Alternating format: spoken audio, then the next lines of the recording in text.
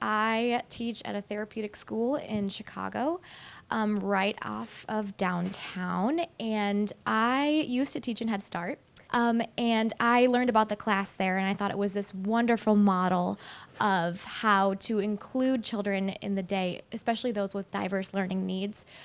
Before we begin, I do want to spend a little bit of time defining diverse learners with you.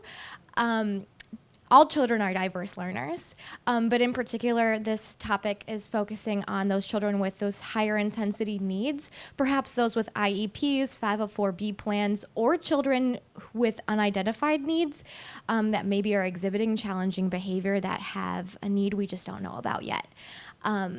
I think that class is, again, a wonderful model to include these children in the day, and I would love to talk about how my work in a therapeutic school with a class of 20 diverse learners has really informed how I use class to help students. I am a graduate of Ohio State. I studied developmental psychology there and then went with a teaching program to Chicago that put me through Dominican University to earn a master's in early childhood education. Our class has 20 students with moderate to severe disabilities, and for safety reasons, we have 6 therapeutic assistants in the classroom with us at all times. And my group is whole group, 2 hours a day, so all 20 kiddos are in the room with me all 20 kiddos are in the room with me 2 hours a day, working on choice time and sitting on the carpet and whole group skills. And then we split into small groups. Children go in small groups to receive group therapy, and they come to me for 2 occurrences to get small group math and small group reading for 35 minutes at a time. They're in groups of 4. So I would love to talk about emotional support and how teacher sensitivity and regard for student perspectives really help me understand how I can use these domains for class, how they helped run my classroom more smoothly, and how they helped move from my team and I feeling like, oh, this is a lot of students with very strong needs, to feeling calmer and more regulated during the day. I'll be focusing just a little bit on stories and for each large domain, and I'll touch on the subdomains through each story. So in particular, I want to start with my friend named Keaton. Transitions are particularly hard for Keaton, and every day during cleanup time, Keaton would look at me, look at the cleanup signal, whether it was the lights off, changing music. We tried many things because we found this was particularly difficult time for Keaton, who has central auditory processing disorder, meaning that when there are lots of sounds in the room or when there's too much auditory information to process, he can't access higher level cognitive skills. Every day during cleanup, Keaton would look at me and try to leave the room. He had ran down the hallway, run into the lobby, run into the kitchen, into my director's office. And we tried to solve this by having a TA or myself stand in front of the door. And it seemed that nothing was working because he would dive under the table. And I thought to myself, with a student with this strong a need, how can we think about how cleanup time feels for him when there's sound and children moving and talking to each other? What does that feel like for Keaton? And we came up with a system called Keaton's Cleanup, where he has a bin just like this one. And whenever Keaton has all of his toys out, he puts them in his green bin, and he just puts them all in there. And the other students know that that's Keaton's system. Keaton comes to me later after lunch, and he sorts the toys out into their separate bins by color, by different toy, by himself in a quieter moment. Because he can concentrate and focus on the cognitive task of sorting.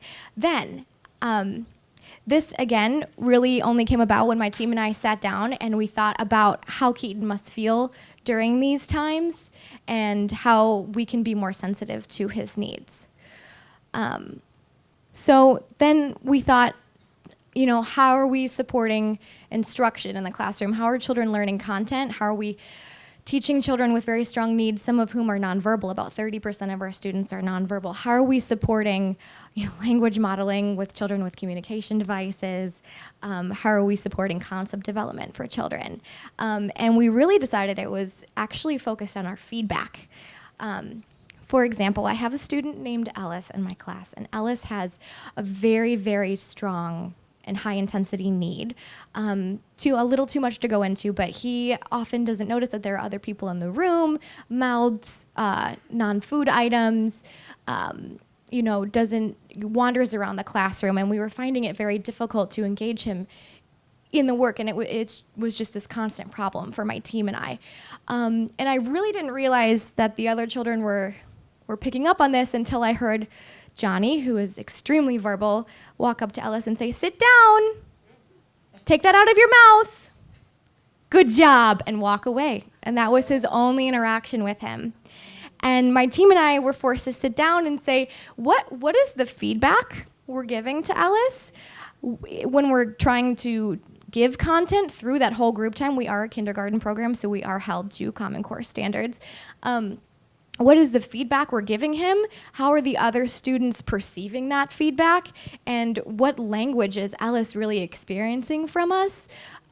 We realized we needed to, again, come back and work with the other students and work with Ellis on how we were interacting.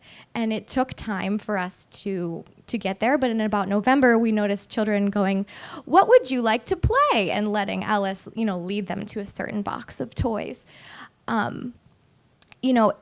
In all of this work, I found that language modeling is important for all students, whether they are verbal or not. Feedback is important for all students, whether or not you can tell if they're receiving it, because children around them are experiencing the same things that they are too. And it's important to create a community, even when students don't seem to be aware that they're a part of it. Then finally on to our classroom organization. This was a huge area of growth for us in the beginning of year, and I say huge. We came in the classroom, and before me there actually had not been a licensed teacher. I'm in a therapeutic program. There are folks who are developmental therapists. There are folks who are speech, occupational, and physical therapists, but before that there had not been someone who held the same licensure and experience as myself. So the classroom was set up with one table and then just a giant carpet and what was effectively a runway. And I mean, friends were just running back and forth. We all know too much open space is not great for kiddos. So we rearranged the classroom, but in particular, we had a lot of trouble during choice time. We found that what materials were present for kiddos didn't seem to be working. During choice time every day, we would come in the classroom and kids would just look at us and sort of start running up and down that big open space or walking around. And we realized, again, what was being presented to the children. We went back to how we were presenting the information. Instead of trying to solve the behavior of sit down, no, you need to pick a toy, what are you doing, it's time to clean up, we realized it was what we had presented to the children that was not engaging them. And it was actually because of the materials that were present. We had a lot of things like that puzzle on the left there. Present for kids, these matching, these, kindergarten content. They had been purchased before my team and I had gotten there to begin our program. And they are things that you would see in a typical kindergarten. However, we, again, are engaging diverse learners, and so we need to have diverse materials available. So we went back and we figured out that we were really not being a productive classroom, and our behavior management was a little out of control because the materials we were presenting to children were not developmentally appropriate for them. And while they might have been appropriate for their chronological age, developmentally they were just not appropriate for what we had, the children and their profiles that were present in our room. So we went back and we ran to our early intervention center down the hall, and we picked up some more toys like this one on the right here, some shape sorting, we have some wooden blocks and just numbers, and realized that is what engaged all of our learners, and it solved our behavior management and our productivity almost right away. And over time, we found that we were able to sort of scale up and watch the growth of children, which is really what our organization has been tasked with, because we are an outplacement center for children with IEPs, meaning that sometimes when children are placed by the public schools into a therapeutic program, they're placed with us. So we are accountable for their data and their growth, But we needed to start where they actually were and meet them where they were at.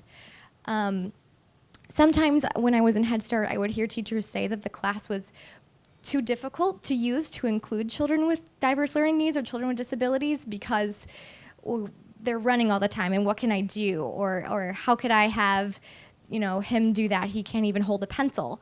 But I found that very much of what the class presents is encouraging good teaching and encouraging this inclusion model of meeting students where they are and allowing them to be productive and part of a community.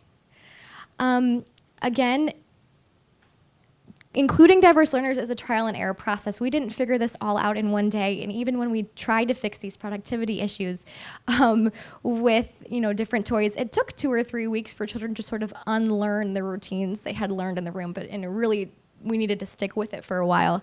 But again, class can be used to equitably include children in the classroom. It just takes time and preparation on the front end. If you have any questions, you can find me. I'm sitting right there by Mammy. Thank you so much.